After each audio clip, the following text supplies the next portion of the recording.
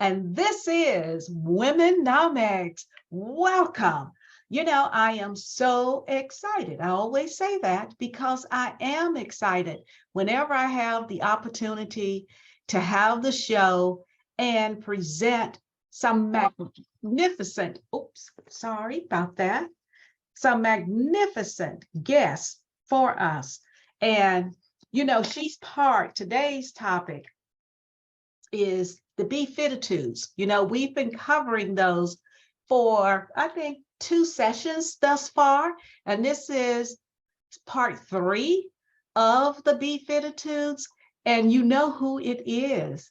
It's the one and only Michele Von Hoven, who is the WomeNomics diva of Be Fit Financially. That's what this is about, ladies. This is what WomeNomics is about, helping women to actually be what Michele teaches, provides, and just help women to flourish with money. And that's what we want. We want to see women to experience financial freedom. And that's what this movement is about. And that's what the show is. So I am not going to continue to talk. I am going to introduce you.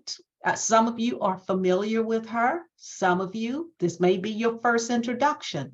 But Michele Von Hoven is a certified financial professional. And she is one who can work with women across the United States. She's not just restricted to a specific location. So this lady is definitely someone you want to reach out to help you with your money matters. Seriously, we all as women need to know how to empower our money. So without further ado, here she is, Miss Michele Von Hoven, sharing part 3 of the Fititudes. Welcome, Michele. Hi, Linda. Thank you. It's always a pleasure to be here with you, with your beautiful, I feel the same way. Beautiful smiles and such a great, positive, attitude, and just, we can win this money game, right? Yes, we can. That's what it's all about. To be financial independent, we want to win the money game. And what I say is the money game is not a guessing game. And if you think it is a guessing game, I promise you one thing, I promise you will lose. Yes. And so what we're doing here is with the money game, we want you to win and focus on your inner game and your outer game. Yes. And then align the two together. So that's where the Fititudes come in. They're helping to align your money, your mindset, your actions all together. And so this is part 3. There are 10 Fititudes. We did the first 3, one session, the second 3, and now we're going to continue. And with number 7, and number 7 is to be intentional and with vivid clarity. We want you to have a clear conception of what you want, that vivid vision, and a decisive action with gratitude. And that will equal results for you. So I like to call it T plus A equals R. Think of TAR, not a great acronym, but your thoughts plus your actions equal the results. That's right. And if you want the good results, you need to have good intentions first and set your intentions. And with your money, all your money is on a mission, because one of the first parts of the Be Fit Financially is to mind map your money.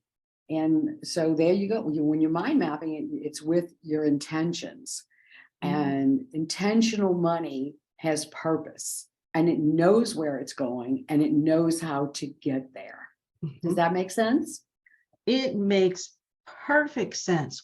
You know, I just made a note to myself and regarding the mind mapping. And I like that, Michele, mind mapping with intention about your money. And I don't know if we as women do that enough. Mm-mm. I really don't think we do. And while you were sharing that, I'm thinking about we must do a class. Mm. We must do a class on mind mapping your money with intention. So I want you to make a notation of that because we're going to do this. We really need, when we say we want to empower women with money, this is what it's going to take. It's money is more than just paying bills and buying some of the things that we love to have. We really need to understand what money truly is. Mhm. And I think this mind mapping would do it. I really think it would help. So anyway, that's what I, Yes, I have a great session on that, and I call it mind mapping money to prosperity. And that is actually the foundation to be fit financially. And as I said, you have to know your inner game first.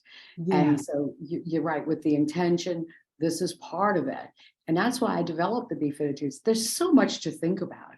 And I wanted to make it where if you want to just review the Fititudes to keep you on track, this is part of it. And we can go ahead and of course supplement and do the money mind mapping. And it's a great exercise and it gives people confidence, for women yeah, especially.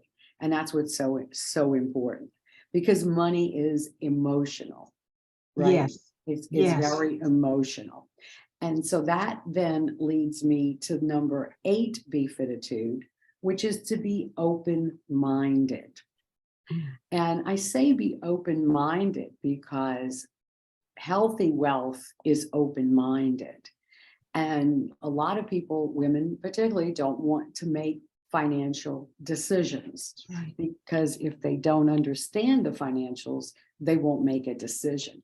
There's a great quote by Barbara Houston, Barbara Stanny, if we know her, she Mhm. wrote Prince Charming Isn't Coming. And her quote is, the riskiest financial investment decision we can make is deciding not to do anything.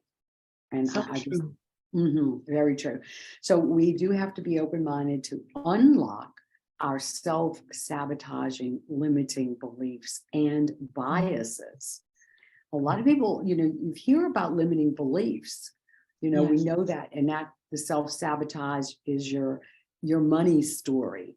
Mhm. Where is your financial thermostat? Where is it set?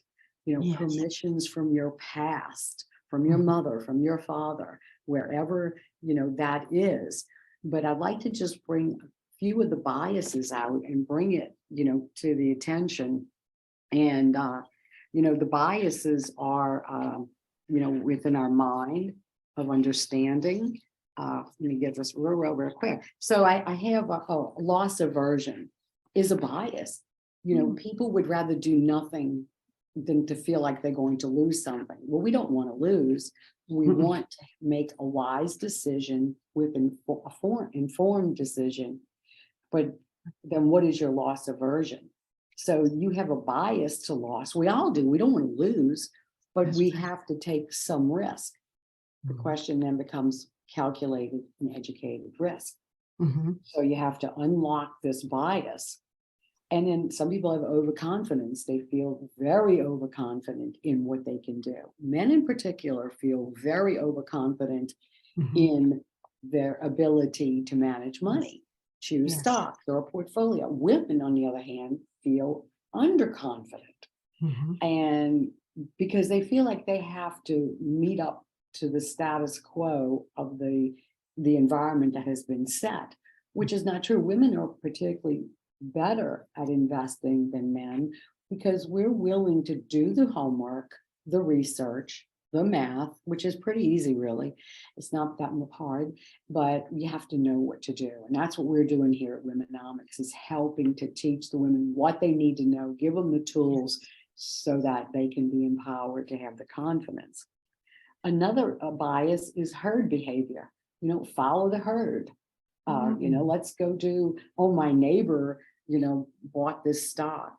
I'll give you an instance. I have a client. She's engaged now. She's a divorcee, and her new her fiance now wants to tell her how to invest her money that she has earned for 30 years. You can imagine how I feel about that. Uh-huh.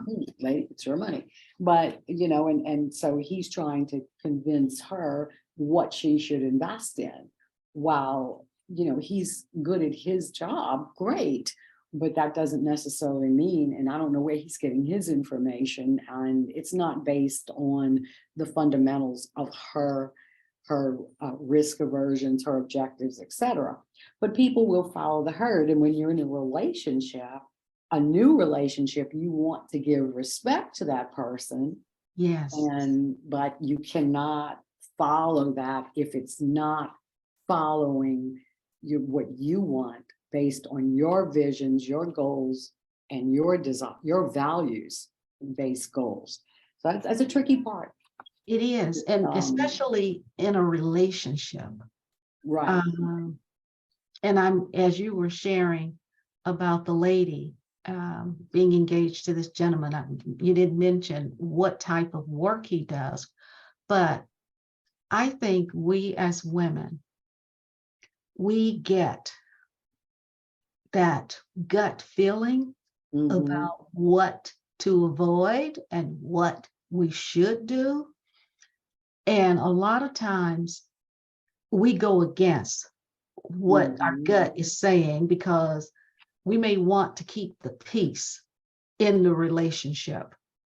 And Right. it could become a traumatic situation in one's life, because if someone is directing you and you're listening and following through on their advice, and then all of a sudden what you have worked and provided financially for yourself, you put it in the hands of someone else, and if you lose it, and it can happen, you can lose it, then it's going to impact the relationship.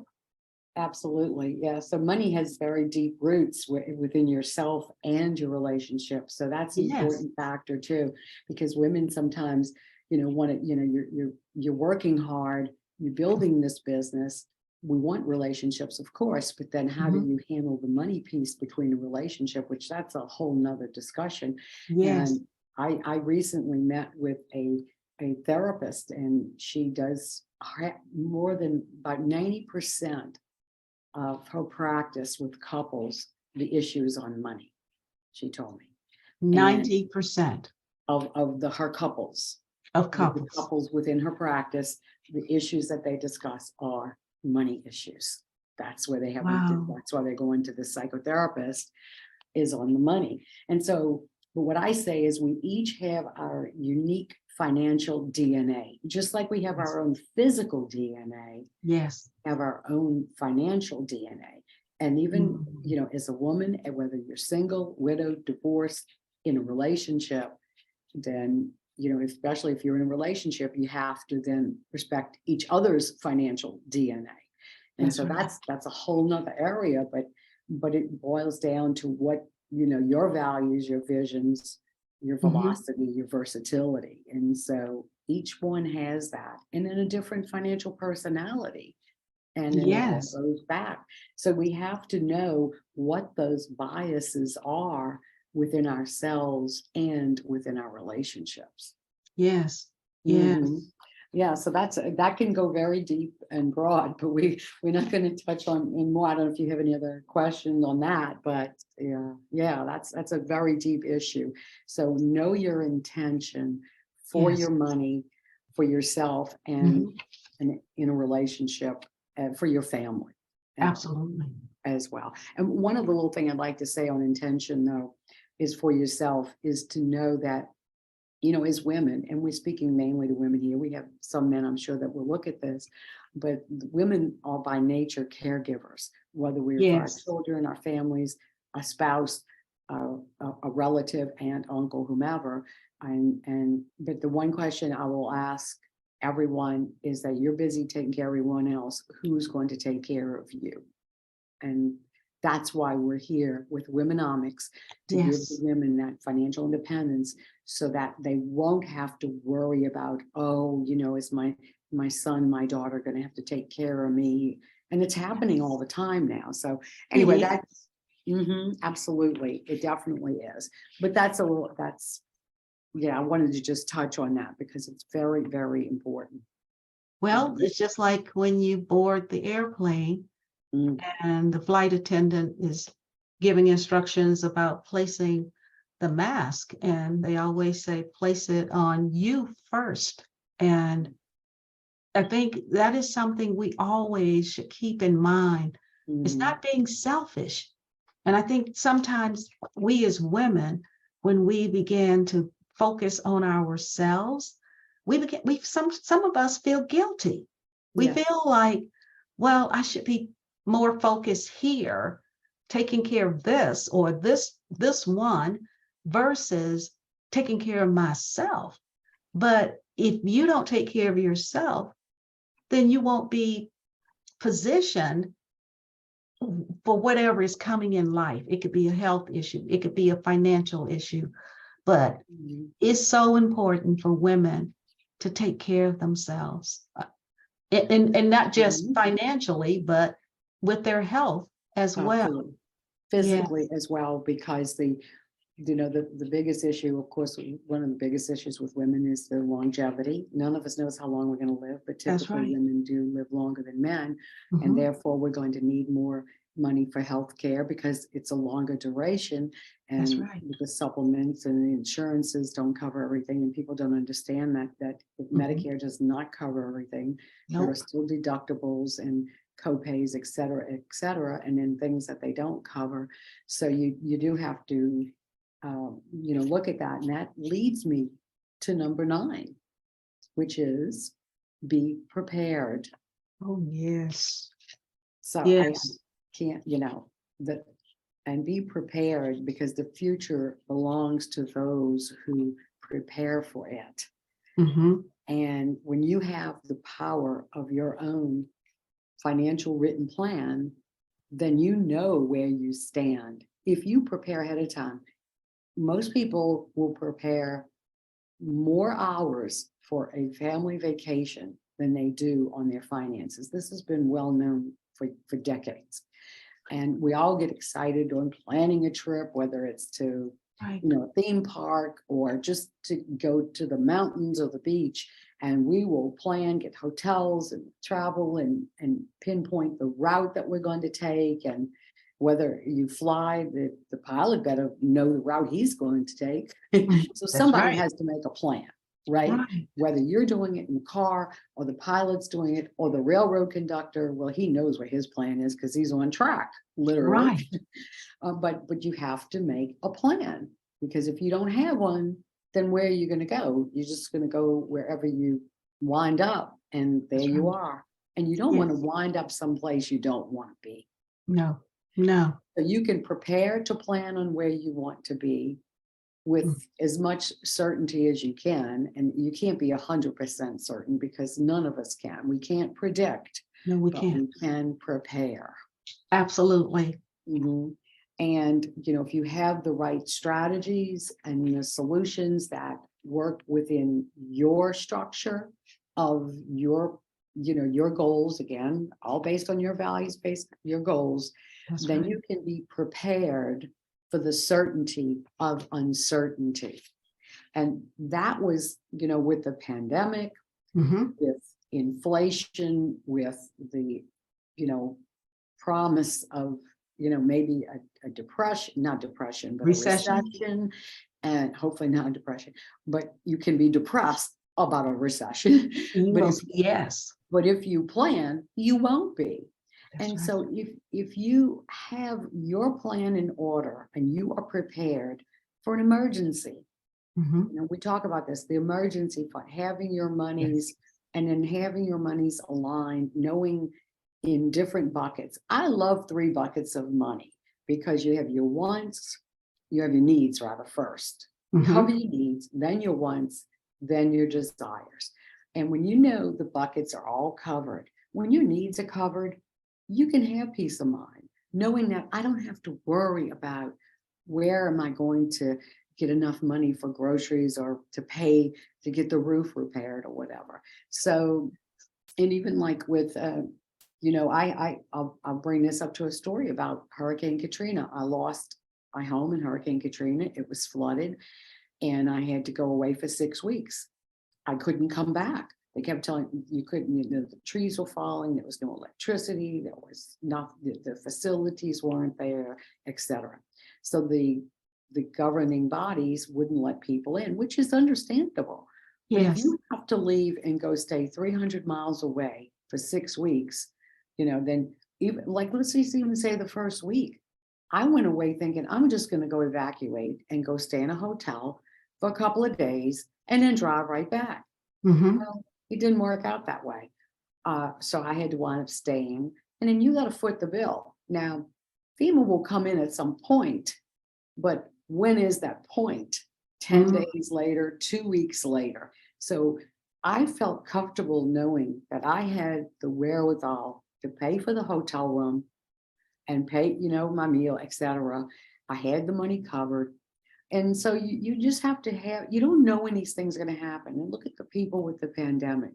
If they didn't have some funds, the government did come step in a bit, but then I don't know about you. Oh, I know you. I do know about you. You don't want to rely on anybody. We're self-sufficient. No. We want Yes. to Yes. provide for ourselves, do good work, get paid for our good work that we do. Yes. And then we have a sense of well-being that Mhm. I'm helping you. I'm earning what I need to earn, but I'm doing a good job and helping someone do it. So you can be prepared for whatever uncertainties and then just work through it. Mhm. And I think that's just so important for mental health and Yes. physical health, because Mhm.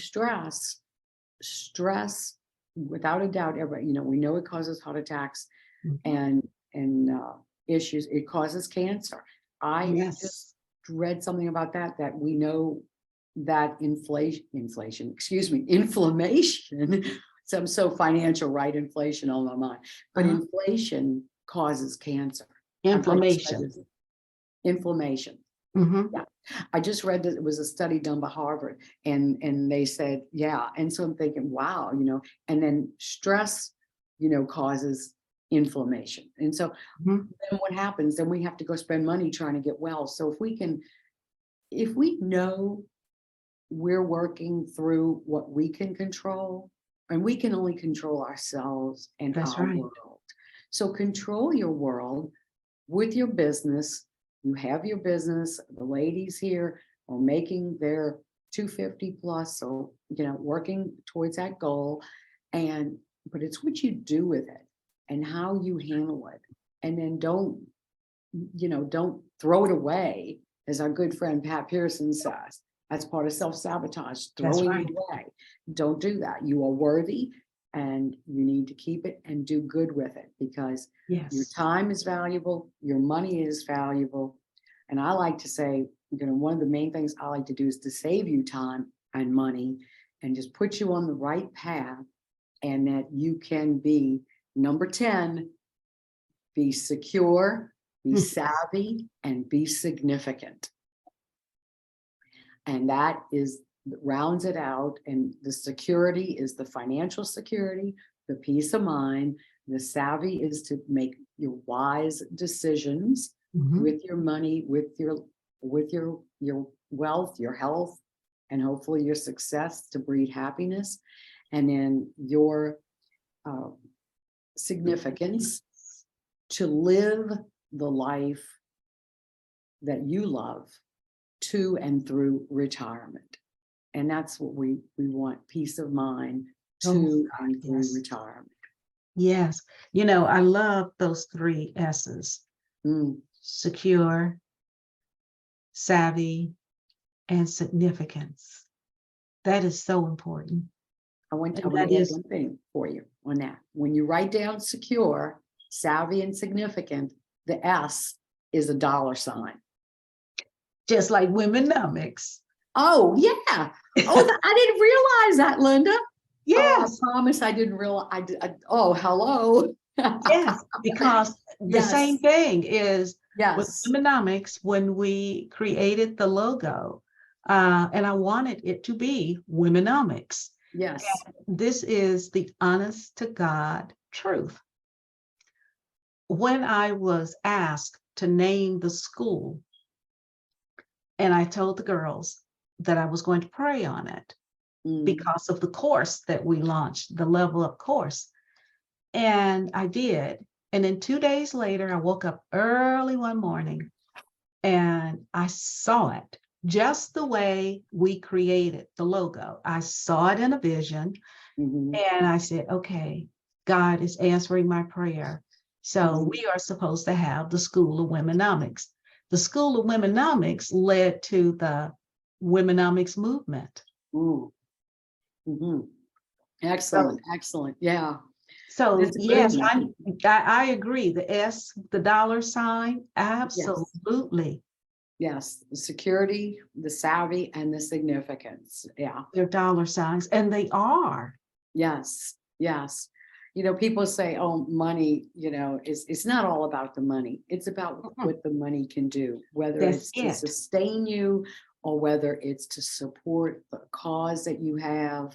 I Mhm. mean, depending on what it is, whether it's your church, a mission, uh, Right. you know, un, um, babies, whoever that I know one, it's indigent babies that pass away and they don't have Mhm. place to bury them. I mean, there's some serious, the people right now that had that earthquake. So we want Yes. to have the money available to, if we want to write that check, to Mhm. send, to help them, to add to That's the Blue right. Cross. And so it's more, it's the needs, it's the wants and the Mhm. dreams.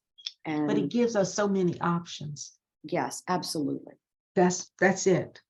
And The that's where options. those three S's, which are dollar signs, it provides those options. That's right. Mhm. Okay, Yes. correct. So that rounds it out. I don't know if you want me to recap just all 10 of them real quickly. I can. Would you please? You want me? Okay, sure. Yes, definitely. So the first one, I'm just gonna go down because anyone Sure. who needs to review can go back and look at the third Thursday of the month. That's And right. so the first one is to be proactive Mhm. rather than reactive, and know that you have many choices. Be accountable, be bold. Bold is so important. Be bold to take action, Mhm. to make the decisions. That's very important. Be committed. When you Mhm. commit to something, then you're more apt to do it than That's just right. talk about it. And commit in Yes. writing. And then be determined. Mm. Determination is the passion to your commitment. That's right. And so number 6 is to be decisive. I think of all these, number 6 is the one I find women have the most problem with.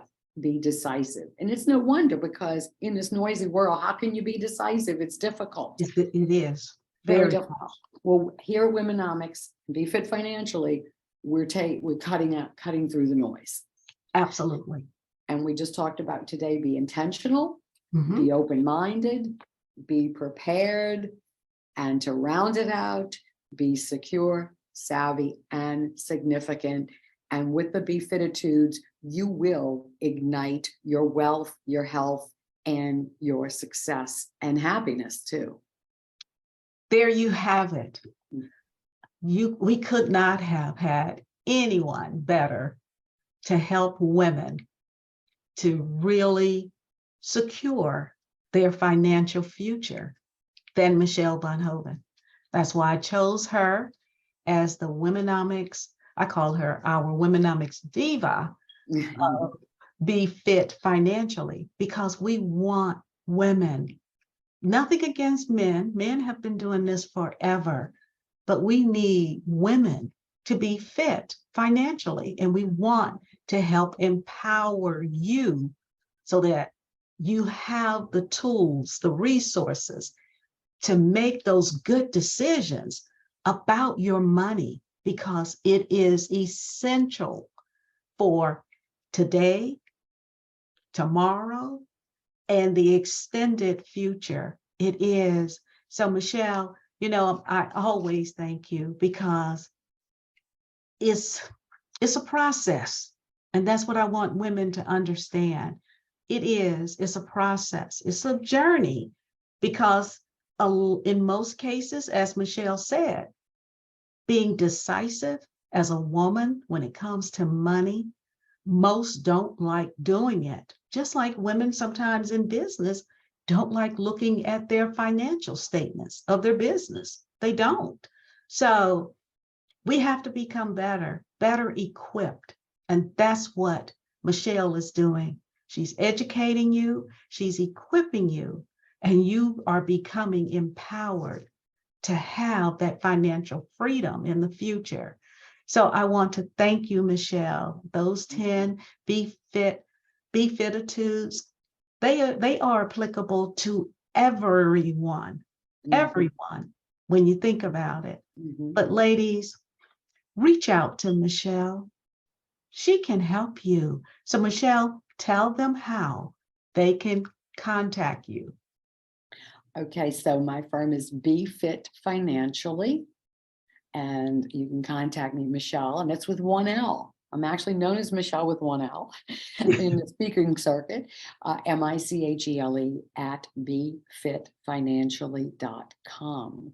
It's BEFITFINANCIALLY.com.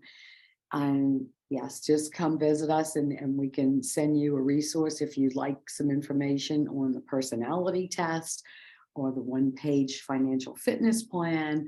We can get that to you. And Linda, one other quick real thing, last thing is the upcoming book, the Be Fit Financially, the Women's Ultimate Guide to Being Secure, Savvy, and Significant to and through retirement will ignite your wealth, health, and success. Yes.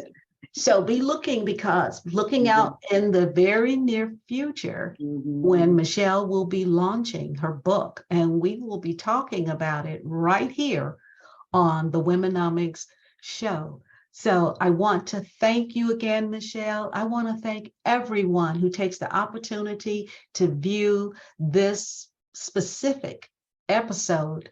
And I just want you to know how much we love you and we appreciate you. But I also want to emphasize the time is now for WomeNomics, not tomorrow, not in the future. But ladies, the time is now for WomeNomics. And we're going to go deeper because I want you to fully understand what this movement is all about. And you're going to learn more in the very near future. So I want to thank you again and to say, be blessed. Have a wonderful rest of your day. Goodbye. Bye. Thank you, Linda.